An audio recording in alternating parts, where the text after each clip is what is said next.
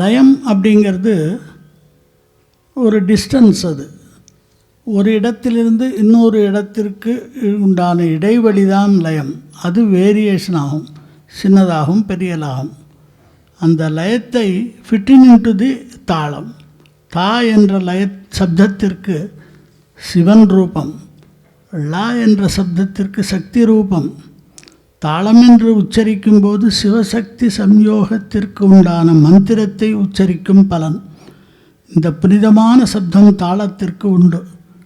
இந்த தாளத்திற்கு 10 உயிர்கள் இருக்கிறது. That is 10 elements.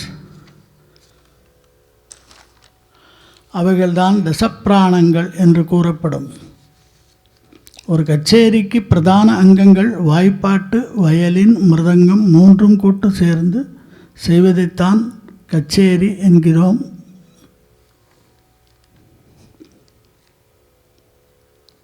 மிருதங்கம் இல்லாமலே கச்சேரியெல்லாம் சில பேர் பண்ணி பார்த்த பேரை சொல்கிறதுல தயக்கம் இல்லை எனக்கு.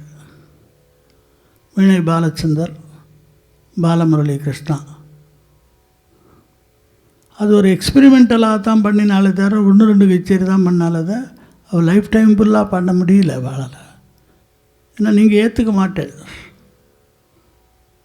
இந்த 3/4 மணி நேரம்ங்கிறது இந்த லயத்தை பற்றி பேசுகிறதுக்கு போதுமான நேரமே கிடையாது.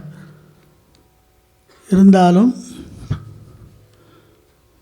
அந்த லயம் எவ்வளோ இம்பார்ட்டன்ஸ்னு நான் டெமான்ஸ்ட்ரேட் பண்ண முடியும். ஒரு பாட்டு கூட இருந்து ஒரு வயலினும் கூட இருந்தால் லயத்திற்கு எவ்வளோ முக்கியத்துவம் நீங்கள் கொடுக்குறேங்கிறத நான் ப்ரூவ் பண்ண முடியும். ஆனால் அதுக்கு ஒரு வாய்ப்பு இல்லாமல் இருக்குது. எந்த பொருளையும் சேர்த்து பார்ப்பது அனுபவிப்பது, தனியாக பார்ப்பது அனுபவிப்பது. இது எப்படி? முருகனை தனித்து பார்ப்பது ஒரு அழகு பழனியில், வள்ளி தெய்வானையோடு சேர்த்து பார்ப்பது ஒரு அழகு திருத்தடியில். ஆவர்த்தனம் என்பது மருவி வந்த பெயராகும். இட்ஸ் நாட் ஆவர்த்தனம், ஆவருத்தம். அதுக்கு பேர் ஆவருத்தம்னு தான் பேர். அது மருவி மருவி ஆவர்த்தனமாயிட்டது. இது மாதிரி பல பெயர்கள் மாறி மாறி காலப்போக்கில் மாறி வந்திருக்கிறது.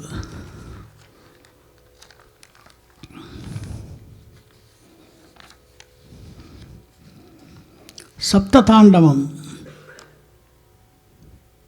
முதல்ல சொற்கட்டுகள் தன்னம், தன்னம், கிண்ணம், ரன்னம், திராந்திராம், பிளாங்கம், பிளாங்க திட திட, த்ரீம், ஹ்ரீம், ஹ்ரீம். இப்படி சிவனுடைய உடுக்கையிலிருந்து டமருகம், இதிலேருந்து கிளம்பின சப்தங்கள்.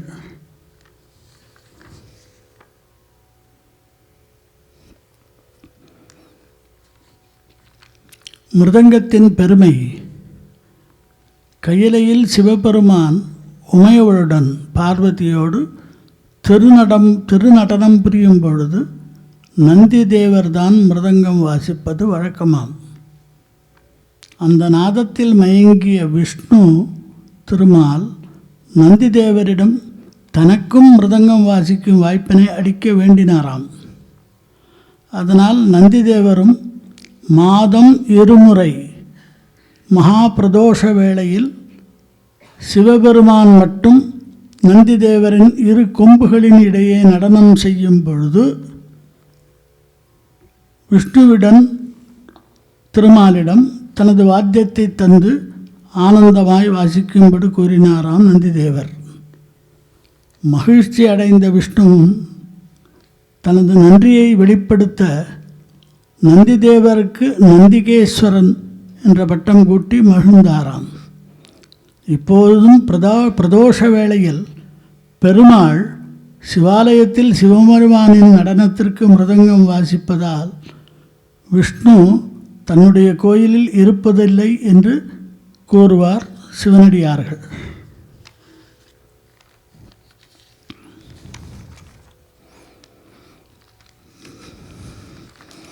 பாவம் நிறைந்த சங்கீதம்தான் பூரண சங்கீதம்.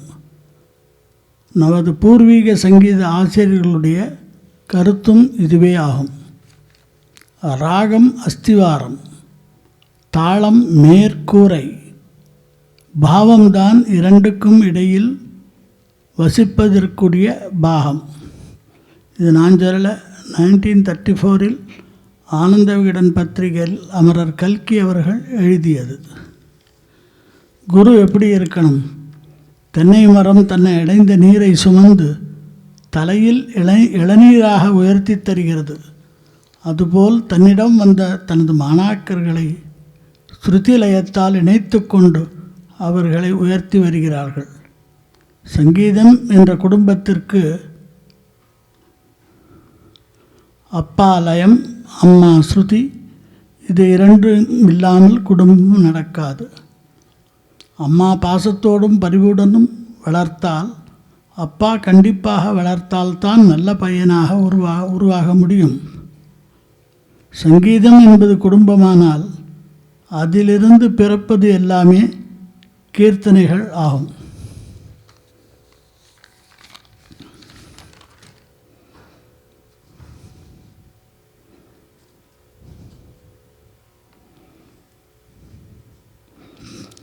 இப்போ ஒரு ஃபேன்சி ஆகிடுது, music is a fun and entertainment அப்படின்னு. வெளிநாட்டில் தான் இது பிரச்சாரமாகி பெருசாகிடுது.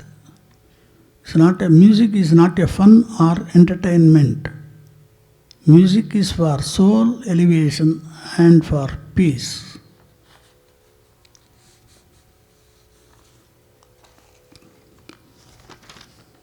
தனியாவர்த்தனத்தை பற்றி, ராமாயணம் முழுவதும் படித்தாலோ அல்லது கேட்டாலோ புண்ணியம்.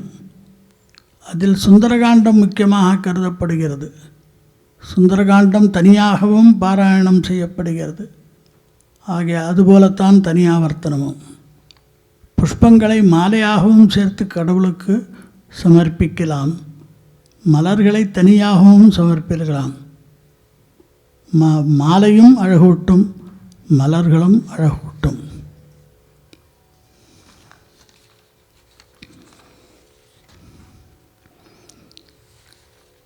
மிருதங்கத்தை பற்றி நிறையா பாட்டுகள் தியாகராஜ சுவாமிகள்லாம் நிறையா பண்ணியிருக்கார். அதில் முக்கியமாக சொகசுகா மிருதங்க தாளமோ,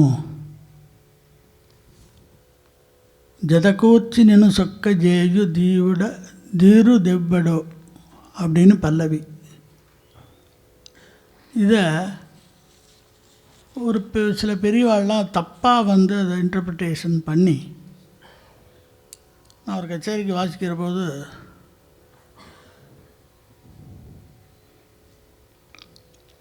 நம்ம பாட்டுக்கு வாசிக்கிற போது அதுக்கு இடைஞ்சல் இல்லாமல் எம்பலிஷ் பண்ணுறது தான் மிருதங்கத்துக்காரனுடைய வேலை. சில பேருக்கு அதிகமாக அதை எம்பலிஷ் பண்ணுவாங்க.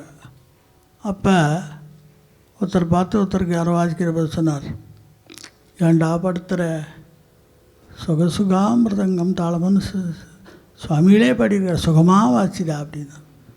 இங்கே சுகத்துக்கே இடம் இல்லை. அதாவது இந்த பாட்டினுடைய அர்த்தம் என்ன அப்படின்னா,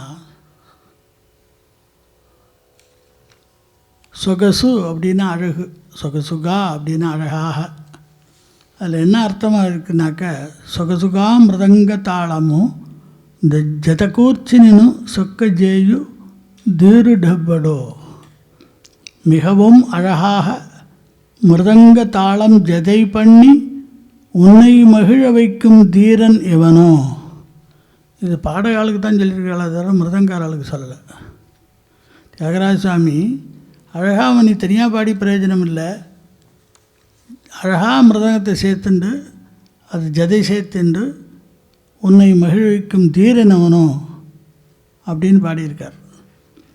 இப்படி பல விஷயங்கள் தவறுதலாக பிரச்சாரம் பண்ணி இப்போ அழகு எங்கே வந்தது? இங்கே அழகாக அப்படிங்கும்போது சுகம் எங்கே வந்தது? சுகம் வேறு, அழகு வேறு. இப்போ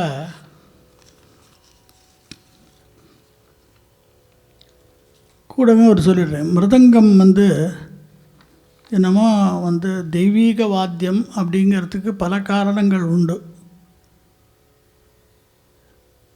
இதை கடையில் போய் வாங்கிட்டு வாசிக்கிற மாதிரி மிருதங்கம் இல்லை.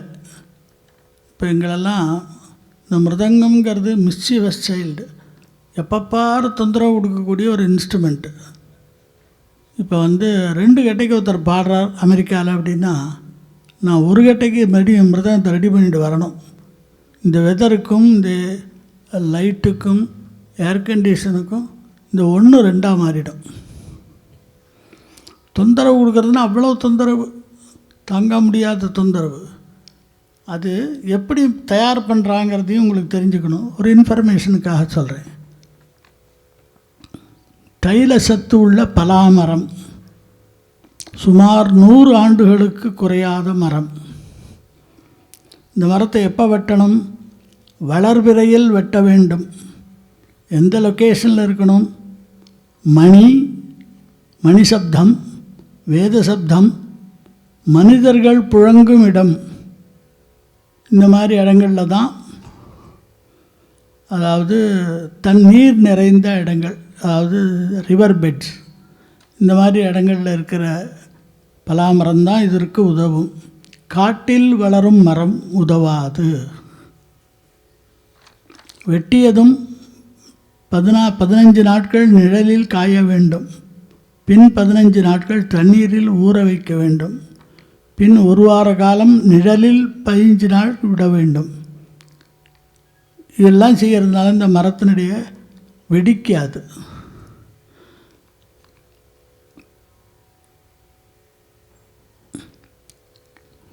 இந்த வாட்சி அப்படிங்கிற ஒரு இன்ஸ்ட்ருமெண்ட் இருக்குது. அது வழியாக தான், அது மூலமாக தான் அதை வெட்ட வேணும்.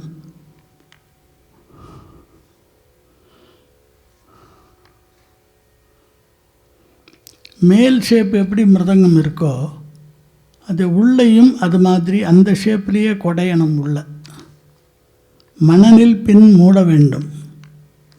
ஏன் மணலில் மூடுறோம் அப்படின்னா, மணல் தைலசத்தை இழுக்காது. தைலசத்து இருந்ததுனாக்கா வாத்தியத்தினுடைய டோன் நல்லா இருக்காது. இல்லைன்னாக்கா மரத்தின் வளர்ச்சியின் பக்கம் மிருதங்கத்தின் வலது பக்கமாகவும், வேர் பக்கம் மிருதங்கத்தின் இடது பக்கமாகவும் கடைய வேண்டும். மாறி செய்தால் வாசிக்கிறவன் விருத்திக்கு வரமாட்டான். கணுக்கள், சுழிகள் இதெல்லாம் கூடாது.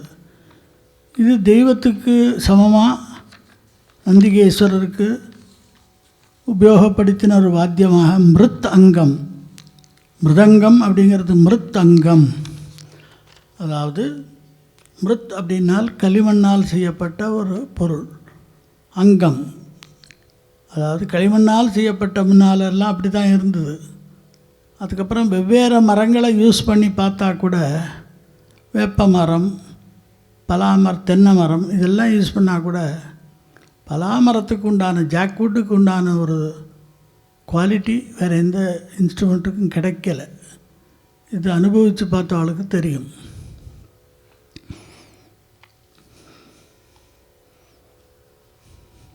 இப்போ மிருதங்கத்தினுடைய இம்பார்ட்டன்ஸ், தாளத்தினுடைய இம்பார்ட்டன்ஸை ஓரளவுக்கு தான் எங்களால் சொல்ல முடிஞ்சது. இப்போ நான் இப்போ 7:15 முடித்து ஆகணும். மணி 7 ஆகிடுது. இப்போ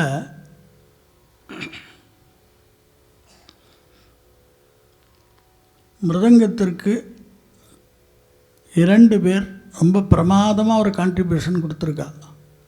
ஒன்று பாலக்காடு மணியர், மற்றொன்று மகாவித்வான் ஸ்ரீ பழனி சுப்பிரமணிய பிள்ளை அவர்கள். எந்த இப்போ கோயில்களில் எத்தனையோ தூண்கள் இருந்தாலும் துவஜஸ்தம்பத்துக்கு பெரிய மரியாதை உண்டு. அது மாதிரி எத்தனையோ பேர் வாய்ச்சு, எத்தனையோ குருமார்கள் இருந்தாலும் துவஜஸ்தம்பமாக மணியர் திகழ்கிறார். அதுக்கப்புறம்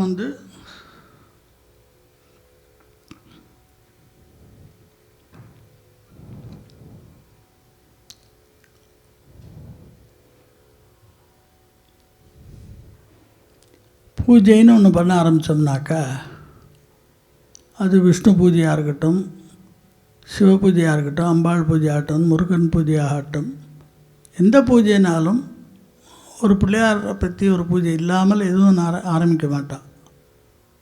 பிள்ளையார் இல்லாமல் எந்த காரியமும் ஆரம்பிக்க மாட்டாங்கிறது நமக்கு எல்லாருக்கும் தெரியும். அதனால் எந்த ஸ்கூலாக இருந்தாலும், யார்கிட்ட கற்றுண்டாலும் மிருதங்கத்தை தூக்குற பொழுது மணியரை ஒரு செகண்டை நினைக்காமல் மிருதங்கம் வாசிக்கக்கூடாதுன்னு என்னுடைய அபிப்பிராயம். இவா 2 பேரையும் நினைக்காமல், ஏன் அப்படின்னாக்கா மணியர் வாசிக்கிற போது ஒரு பிரமிப்பும் அந்த தொடிலை வைத்து கொண்ட முறையும் இவா 2 பேரும் ரொம்ப விசேஷமானது. அதெல்லாம் இந்த காலத்துலலாம் நடக்காது. அப்போ இப்போ மணியர் வாசிக்கிற போது ஒரு திசரம், ஒரு கண்டம் அப்படின்னு வாசிக்கிற போது ஸ்ட்ரைட் லைனாக வாசிக்கிறான்.